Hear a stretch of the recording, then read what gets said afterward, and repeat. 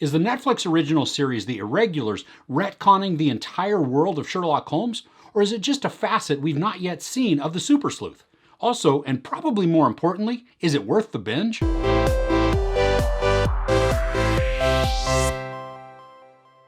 The Irregulars follows a gang of troubled street teens who are manipulated into solving crimes for the sinister Dr. Watson and his mysterious business partner, the elusive Sherlock Holmes. So let's get one thing established. I noticed some online comments regarding this series and how it's not historically accurate. So first off, this is a fantasy show with some supernatural elements that could be construed as not within the realm of normal possibility. But I think even more important than that is that Sherlock Holmes is a work of fiction, as in, imaginary. So in this world, history doesn't matter. I say we apply the same logic to this series as we would when watching a Marvel movie or a sci-fi horror. This isn't a documentary, so if you're gearing up in the comment section to say how it doesn't hold true for Victorian London, remember, this is a work of fiction. Made up. Imaginary. Okay, rant over. So we follow a group of 5 friends who get involved in gathering information for Dr. Watson so he can solve some cases. And because they come from the streets, they can go places unnoticed where more proper-looking people like Watson wouldn't be able to go without attracting attention. The entire show, like the Sherlock Holmes stories, is filled with mystery. The first 2 episodes spend some decent time introducing us to some of our main players also. There's Bea, her sister Jessie, Billy, Spike, and their new friend Leo. Now the first 2 episodes also feature 2 separate mysteries, and they're pretty interesting setups with some decent tension and even some gore. They utilize some special effects and story concepts that were pretty engaging. And while the mysteries are being investigated by the Irregulars, this is when we get to see more into their lives, their personalities, and really begin to see their backstories.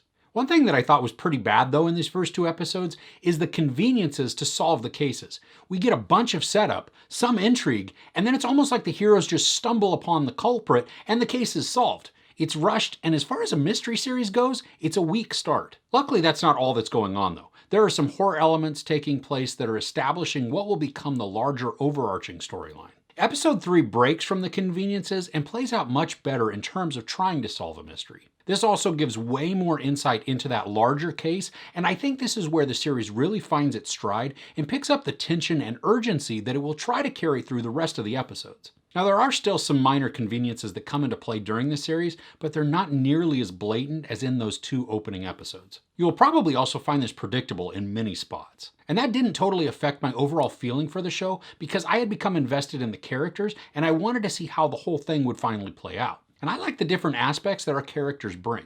Bea is most definitely the leader of the group. I mean, she's strong, bold, but she's also very protective and caring. And Jessie is scared and timid, but she grows through this to find her voice and her strength. Billy, like the rest of them, is damaged and flawed, but he's fiercely protective and he's loyal to his friends. Spike is funny and definitely compassionate to his friends, and unfortunately, we know the least about him. It was actually a little weird that we learn so much about all the other characters, but he's a complete mystery when it comes to background. Leo is timid, scared, and lonely, and we do get to see some growth from him when he learns to not be so afraid, which I think is good. And all of them have some internal drama that pops up now and then. And sometimes this drama feels just a little bit blown out of proportion, so it can add something to the story, but I don't think that sort of conflict is really needed between them. It's fine that it's there, but their dynamic could be just as effective without all that internal conflict. We also get to see Sherlock and Watson in this, and most of the story is about our younger investigators, but their paths do cross in a pretty important way. I don't think the show is necessarily retconning Holmes and Watson, but we do get to see a different view of them. Maybe it's just several years after their heyday, and we're now seeing them when they're not totally in the spotlight or held to such high degree. And while I enjoyed all the characters that we have in this, I felt that Leo may have been a bit overemphasized. There are portions to his character that are certainly important, and they help to move some story parts further along, but there's also a lot of time spent on him that doesn't ultimately build out the story. It can add to the drama to a degree, but the drama was already present, and maybe he's going to be examined more if there's another season, but even as we leave this season, it doesn't feel as though he'll be that impactful. I thought some of the circumstances surrounding the cases were pretty interesting also. They were creative and had some creepy elements to them, which made them fun to engage with. This first season is 8 episodes and each are a little less than an hour long, so it is a time investment to binge it all. But ultimately, it's a fun adventure into this world that they've created. Like I said, there is a lot that is predictable, but the tension is still present despite its predictability. The characters really grew on me, each for different reasons. I also enjoyed the overall theme of grief and loss that the show was addressing.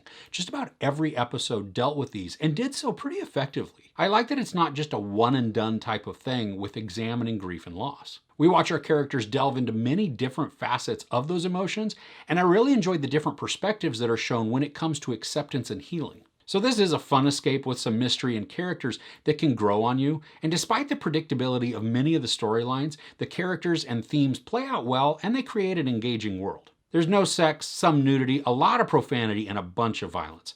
I give the Irregulars 3.5 out of 5 couches. So are you a fan of Sherlock Holmes? Do you have a favorite of his stories? I'd love to know in the comments below. If you enjoyed this review, please give it a like. Also, don't forget to share and subscribe.